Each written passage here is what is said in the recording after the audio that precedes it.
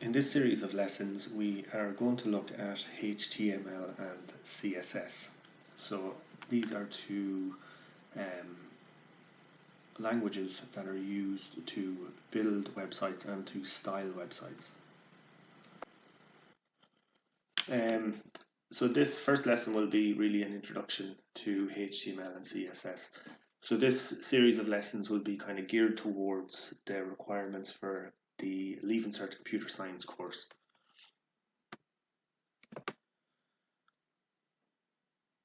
So specifically in this lesson, we're going to look at the following. So we're going to look at web pages. So I'm going to start off with an introduction. So it'll be introducing HTML and CSS. What are they?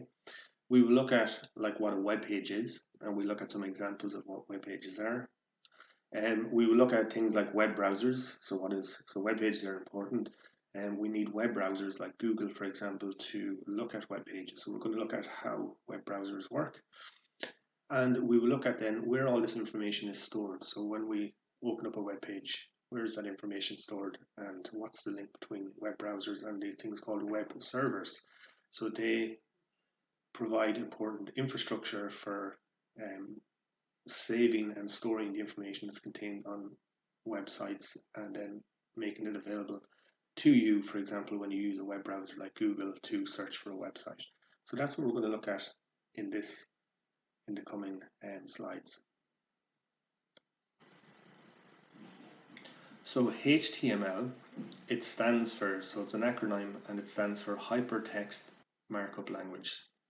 CSS is, again, it's another acronym and it stands for Cascading Style Sheets.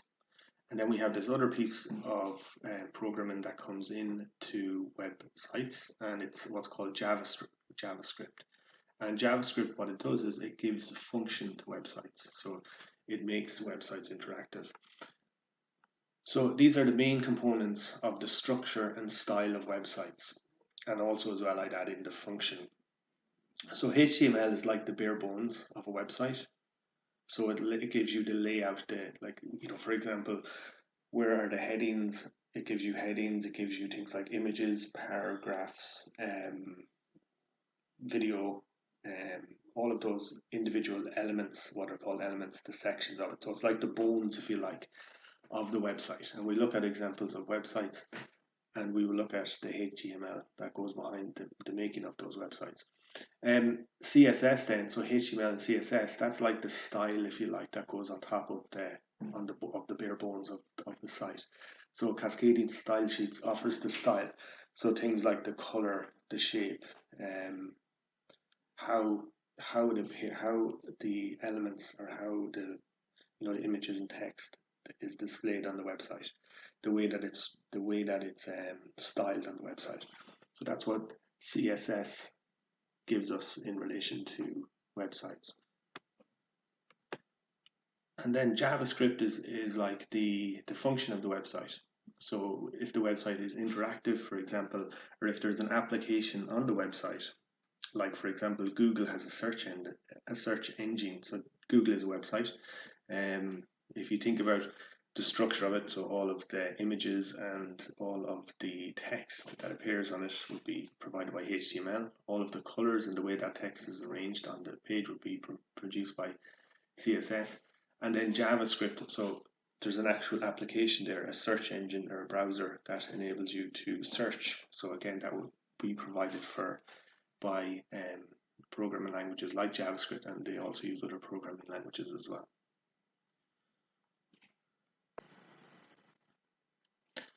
So a web page then is, so you can think about a web page as it's a collection of text, images, videos, and it's all relating to a specific topic. So it's kind of like a chapter in a book. That's kind of like what a web page is like.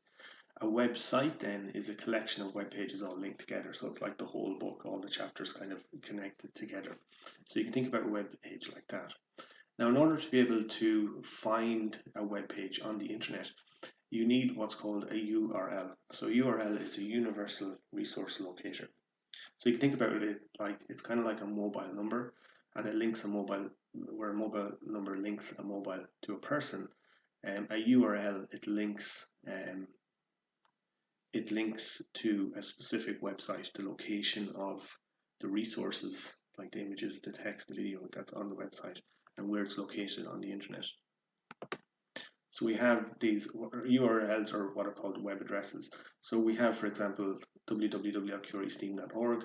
We have this www.w3schools.com. And for example, this is like the URL for, it's google.com, but then it's maps on google.com. So it's like the location. It's kind of like the file location or where it's stored. So you can think about all the information that's on the website or web page is stored somewhere in a computer that is connected to the internet. So the web browser needs this, what's called a universal resource locator, in order to be able to find that information. So we have what are called domains then. So in order to, so very similar to like when you have a unique mobile number, a domain then you have to pay. So for example, I've created this website here, curiousteam.org. It contains information related to the science education, and I had to go and buy this domain, curiousteam.org. So I own this domain, or I rent this domain, and that gives me, it's a unique identifier that I can use to locate my resources on the internet. So this is a very useful website, and on your journey now in computer science, this is a useful website that you can use in relation to building up your knowledge of web development, and also other programming languages. So we'll have a quick look at these websites, just to kind of give you an idea of a web page and what it is and what it's about. And I'll give you some time then to explore and have a look around on the website.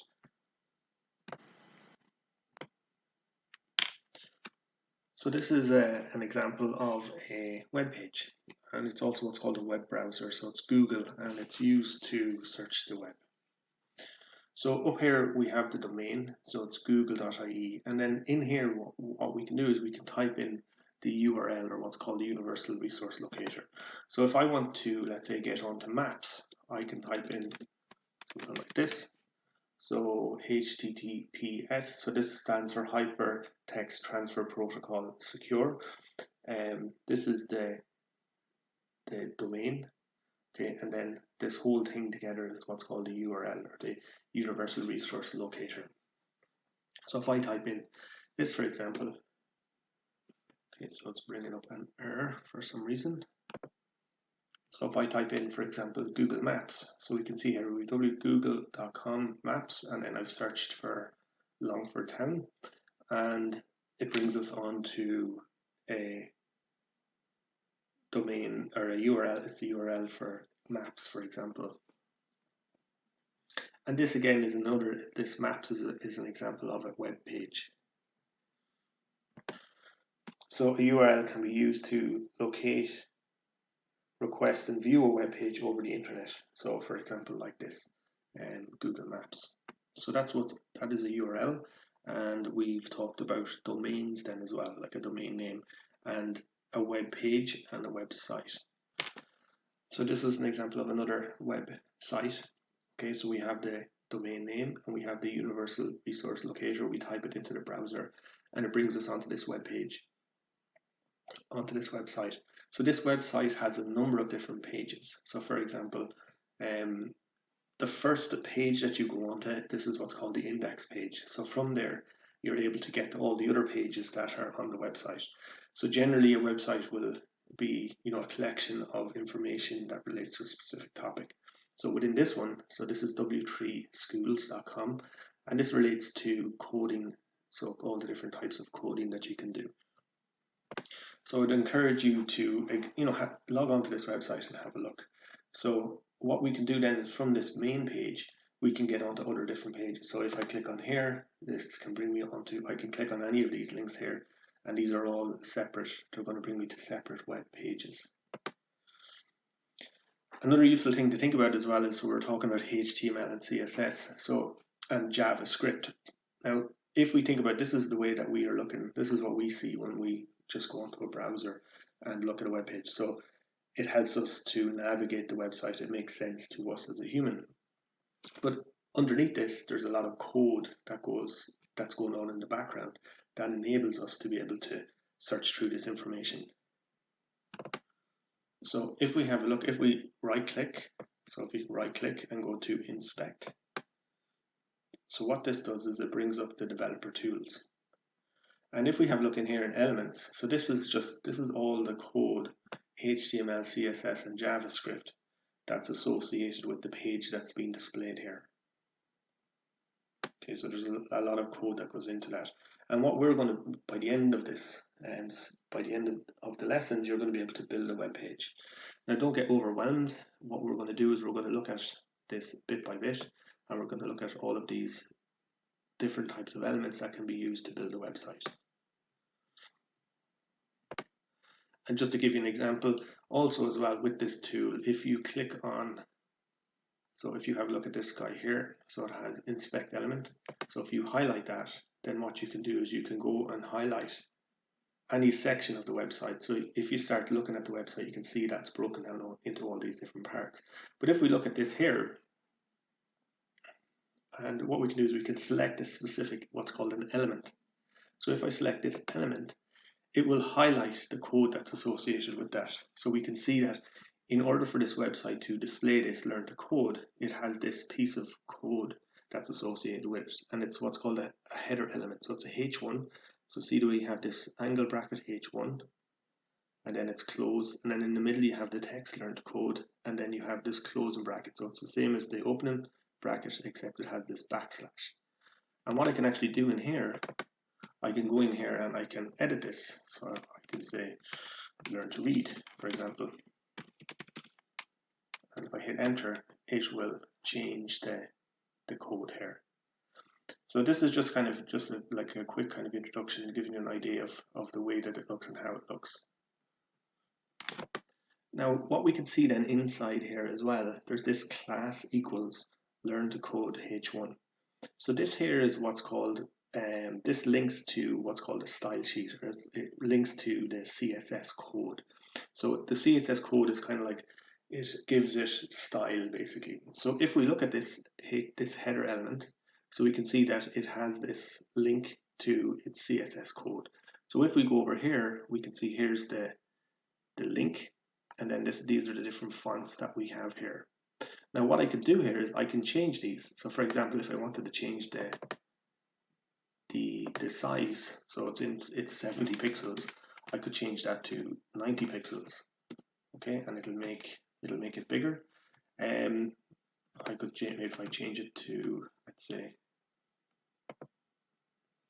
so 100 pixels, and it'll make it bigger, so it will. Also, what I can do in here is I can add in different style elements as well. So for example, if I wanted to change the color, I can put in a color, and I can, let's say, change it to blue. Okay, and if I hit blue, that's going to add in that style, and it's going to change the color of the text to blue. So this is the style, this is what's called the style sheet, or the CSS code. So again, remember the HTML gives the structure to the website, so that, you know, the different types of headers and the way that it's laid out, and then the CSS gives the style to it. Now again, within this whole website, there's a lot of code there. So what we can do is we can, within this, so treeschools.com, if we go in here into HTML, so on here it gives, so this is what's called an IDE, or an integrated development environment. And an IDE, so basically what it does is it gives you a place where you can actually write up your code, write up your HTML, your CSS.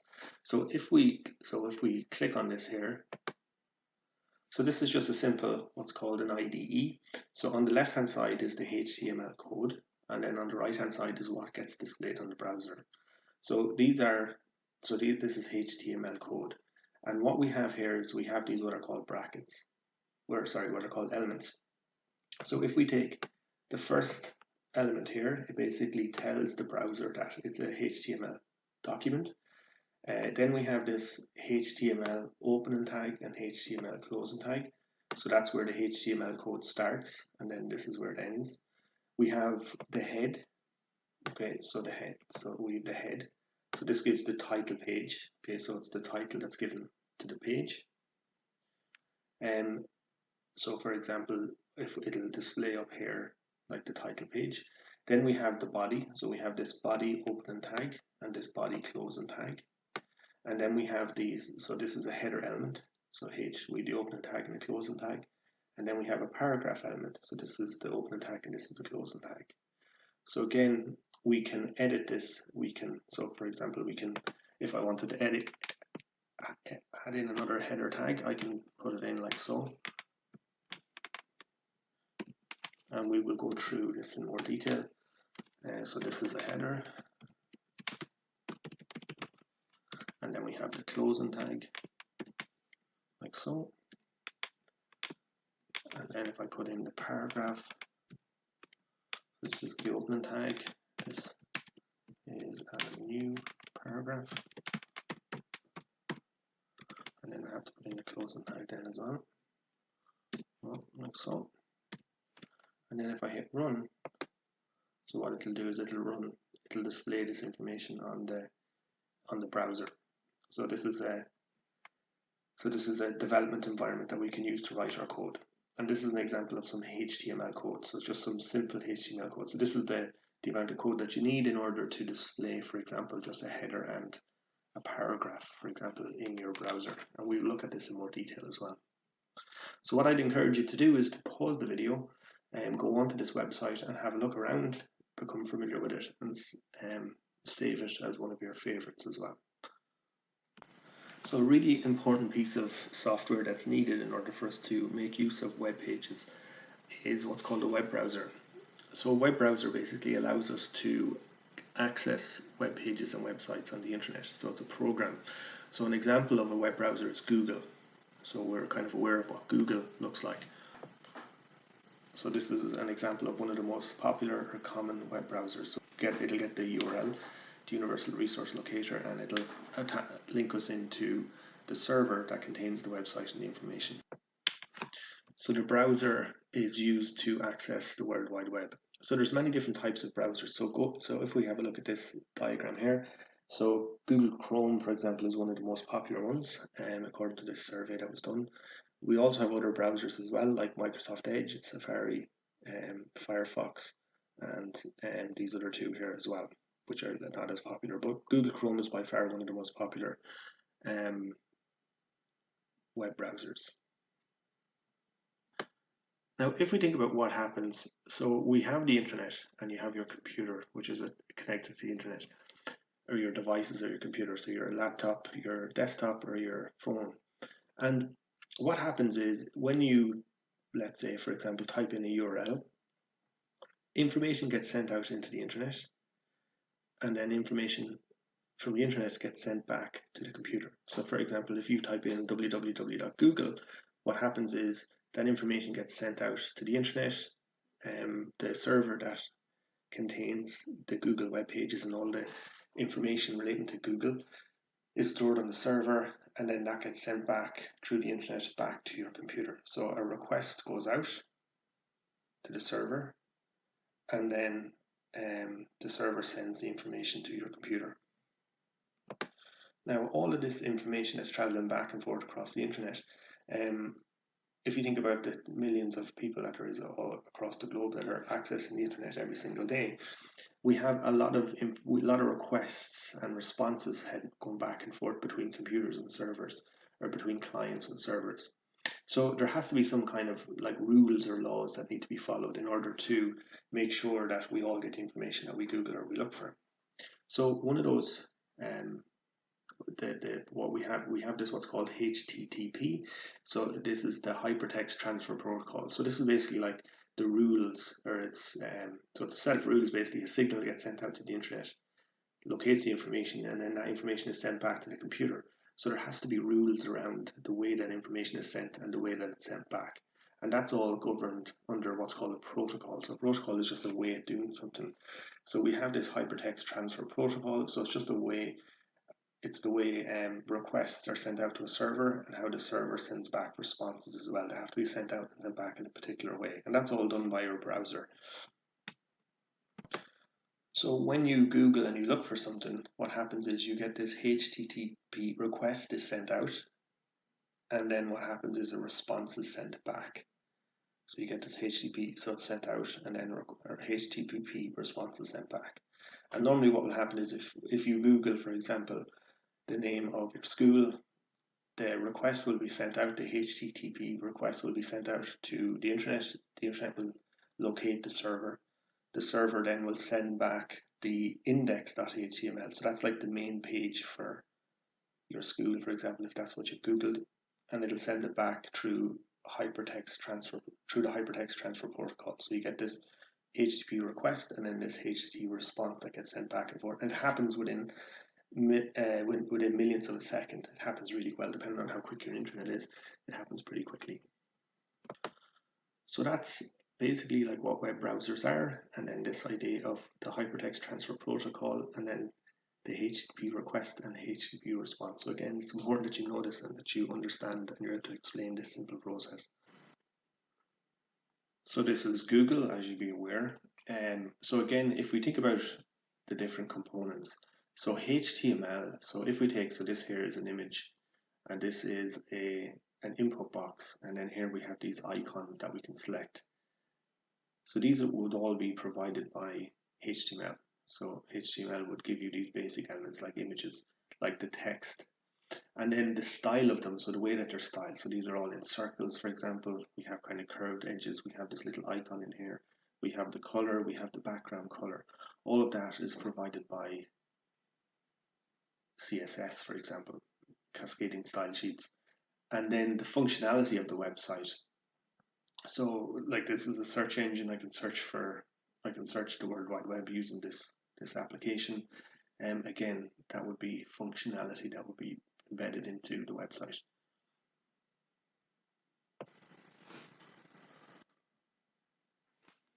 Okay, so we talked about browsers in the previous section. So what I want to just touch on before we finish up for this section is what are called web servers. So servers, you can think servers are basically just like other computers. They're like big storage computers that they carry out different functions, but mainly what they do is they store all the information for all of the different websites and applications that are online. So they are computers used for storing information such as websites and their content that is connected to the internet. So what happens is the server receives the HTTP request from the browser and it sends the HTTP response. So we talked about that in the last section. So the server gets the request from the browser and it sends the response then back to the browser. So they're called servers because they serve other computers. So basically what they do is they serve other computers. So when you go online and when you Google something and you send it out and then you click on the link that brings you to the web page, what happens is a request goes out to the server. All the information about the website is contained on the server, the images, the text, the videos, whatever, all of the code, the HTML, CSS, and it's all sent back then to the computer. And then it's displayed as a website or as an application on your computer. So that all happens within a fraction of a second when you Google something online. So all that information is contained on the server. So you can think about the internet is basically like a massive network of servers and computers and devices all connected into that network. And they're constantly requesting information and then the servers are responding back with information. So this is going back and forth all the time constantly. So this image here just shows, so this is a web server farm with thousands of web servers used for super high traffic websites.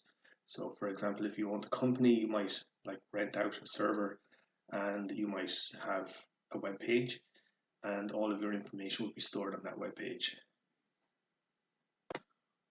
So this is a website that I built, and the server for this that is storing all of the information that's in the website is located in Switzerland.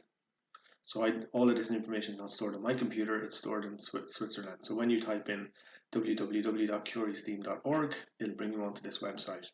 And so, for example, like all of the images, if you take, so for example, the text that's here, the video recordings, the assignments, all of that information, well, I created the information, but it's all contained in the server. So when you type that into a browser, that information will be available at your fingertips straight away. So this is just a website I built in order to put together all the information that I use when I'm teaching science. So that is web servers. So again, it's just important that you understand what a web server is and what it's used for and how it links in, for example, with web pages and the internet. Okay, thank you for listening. So we have finished the introduction to HTML and CSS, and what we will do is we'll start to get into each of these sections in more detail in the subsequent lessons. So before we finish up, I want you to give this a go. So what I would encourage you to do is to pause the video, take out a page, and just write down the answers for each of these questions. And then I replay the video and I will go through and give you the answers. Okay, so question 1, what does HTML stand for? So HTML stands for Hypertext Markup Language. What does CSS stand for? So CSS stands for Cascading Style Sheets. What is the difference between HTML and CSS? So HTML is used to give the structure to the website. So it structures like the bones of the website. So for example, the paragraphs, the images, the videos, the titles, everything that makes up, let's say, the bare bones of a website, and the links and things like that. CSS then, what that does is it gives style to the website. So the colors, the type of font, the way that the information is laid out on the page. So what is the function of JavaScript in a web page? So JavaScript offers or adds functionality to a website. So if there's some part of the website that you interact with, it's JavaScript that will run that. So what is a web page? So a web page is a collection of information like paragraphs, images, headers, links that relate to a specific topic, all displayed in one place in a way that you can get information from it. So what is a web browser? So a browser is a piece of software that enables you to search the internet. So for example, Google is a web browser and it enables you to search the internet for different websites. Using the diagram, describe the two main functions of a web browser. So again, I would use something like this. Okay, so a diagram like this. So a web browser is used to connect to the internet.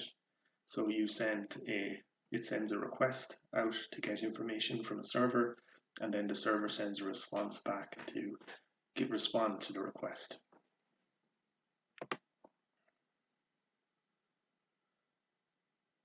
What is a web server? So a web server is a computer and that serves other computers, and it stores information on the information for websites, for example.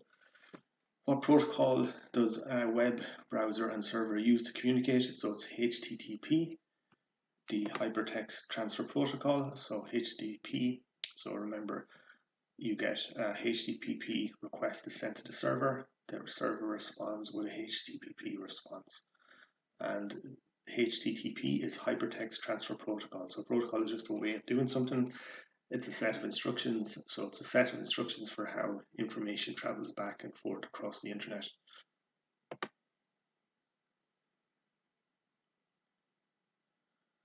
What is the default page returned when you request a URL? So when you Google, for example, your school, what will happen is it'll return the index HTML.